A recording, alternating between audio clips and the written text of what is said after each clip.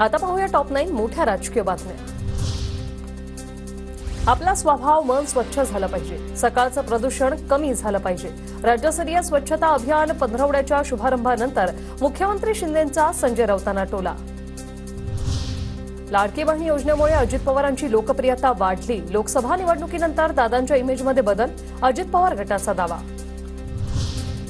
नांदेडमध्ये लाडकी बहीण योजनेच्या कार्यक्रमात गर्दी, फाटक्या साड्या दिल्याचा महिलांचा आरोप, कार्यक्रमाला आलेल्या महिलांकडून आयोजकांवर रोष व्यक्त।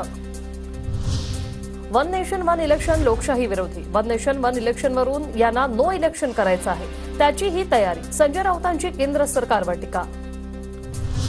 योजना काय देता, आमच्या कांद्याला भाव द्या, आमदार बच्चू कडूंच्या सरकारला घरचा आहेर, कांद्याला भाव द्या, पंतप्रधानांसह मुख्यमंत्री आणि आमदारांना मोफत कांदे देऊ, कडूंचं वक्तव्य।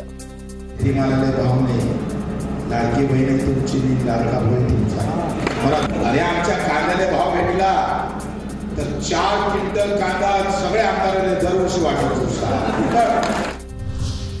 पुण्यात आज तिसऱ्या आघाडीची पुन्हा बैठक, छत्रपती संभाजीराजे, बच्चू कडू, राजू शेट्टी यांची एकत्रित बैठक, विधानसभा निवडणुकीत तिसरी आघाडी उमेदवार देणार असल्याची माहिती। स्वतःचं कर्तृत्व नसणाऱ्यांना वडिलांचा सुरक्षित मतदारसंघ लढता आला नाही, रुपाली चाकणकरांची रोहिणी खडसेंवर टीका, तर शरद पवारांच्या उपकाराने चाकणकर पद भोगत आहेत, रोहिणी खडसेंचं प्रत्युत्तर। जरांगेंनी मुख्यमंत्री व्हावं, आमच्या शुभेच्छा, जरांगेंची आमच्यावर बोलण्याची लायकी नाही, त्यांनी त्यांच्या बॅनरवर तुतारीचं चिन्ह लावावं, लक्ष्मण हाकेंची टीका।